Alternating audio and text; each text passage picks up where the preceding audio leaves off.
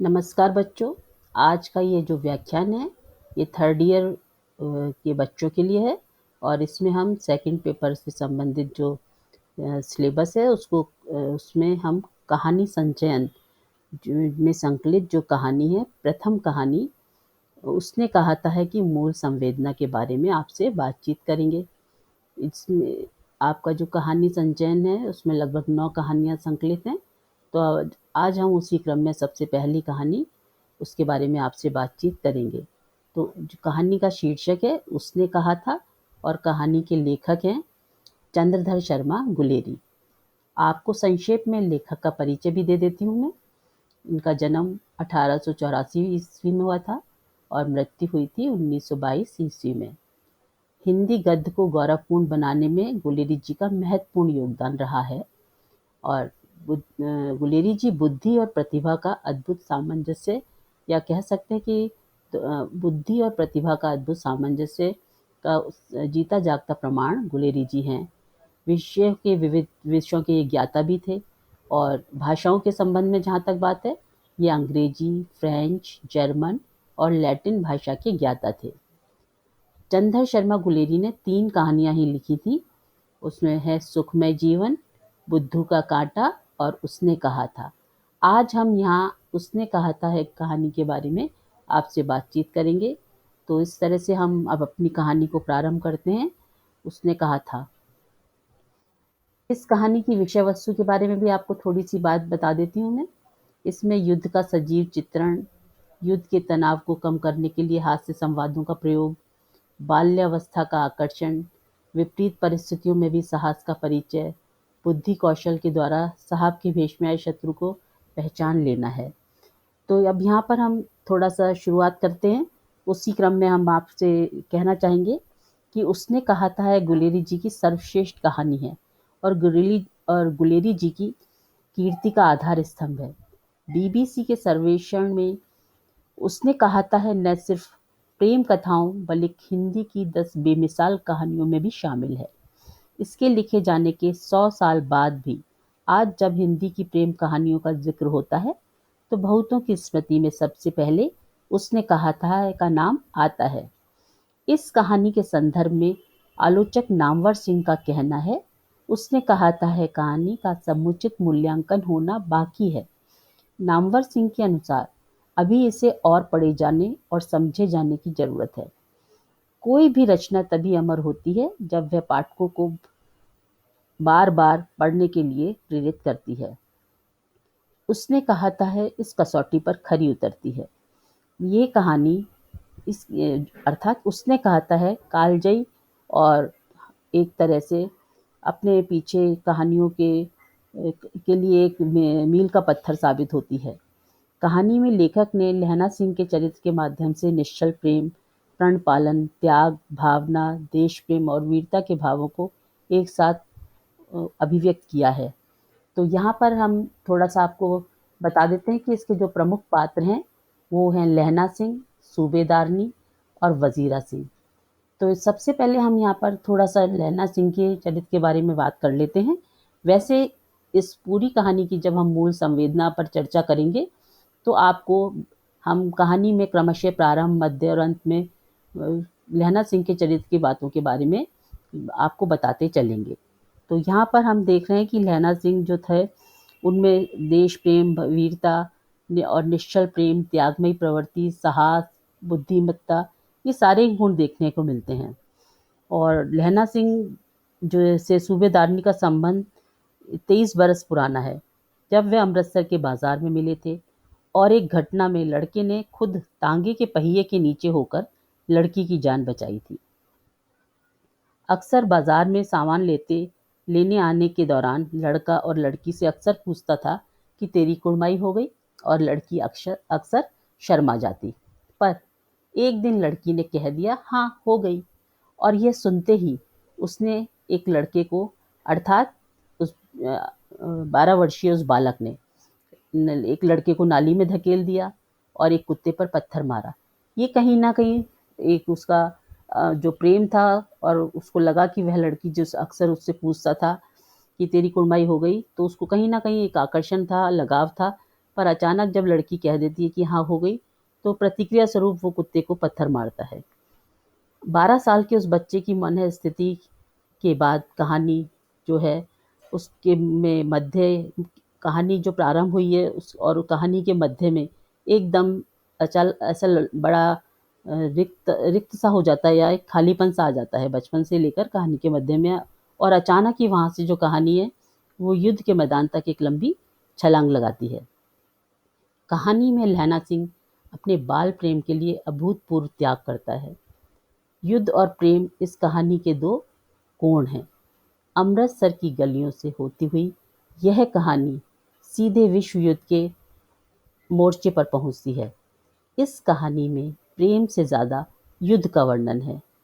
देखें तो प्रेम, कर्तव्य और देश प्रेम एक ही सिक्के के अलग-अलग पहलू हैं और इन सबके मूल में प्रेम ही है। तो इस कहानी की विषय वस्तु के बारे में जैसा हम देख रहे हैं कि युद्ध के सजीव चित्रण की बात कही है। और युद्ध में हम सब जानते हैं कि तनाव के पल ज़्यादा हावी होते हैं, पर जो वीर सैनिक होते हैं या जो हमारे सेनानी हैं वो उस तनाव को कम करने के लिए हास्य विनोद की कुछ ना कुछ बातों से अपने तनाव को हल्का करते रहते हैं, क्योंकि उनके पास उस समय अपना मनोबल बनाए रखने के लिए आपसी संवाद और वो भी हास्य की छोटी मोटी चुटकुले रूप स्वरूप बातें ही होती हैं।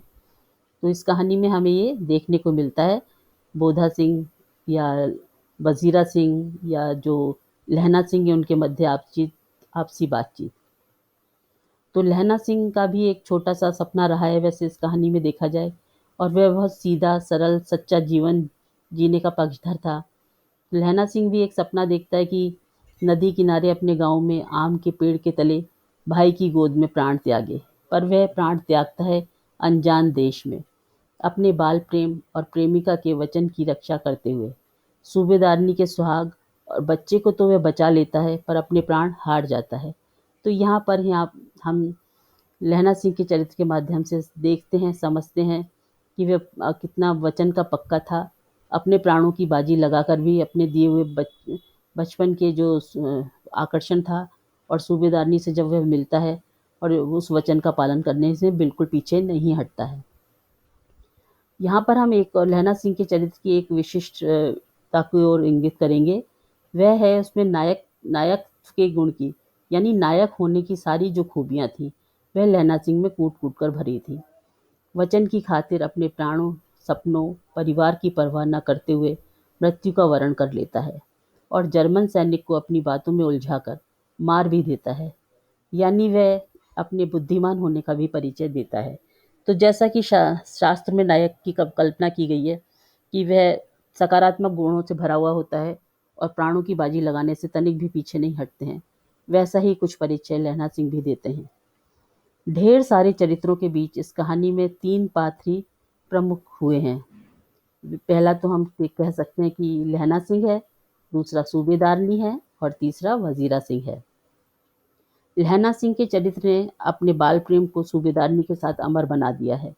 वजीर सिंह ऐसा किरदार है जो लड़ाई के मैदान में भी हंसी मजाक करता हुआ प्रेम के गीत गाता है।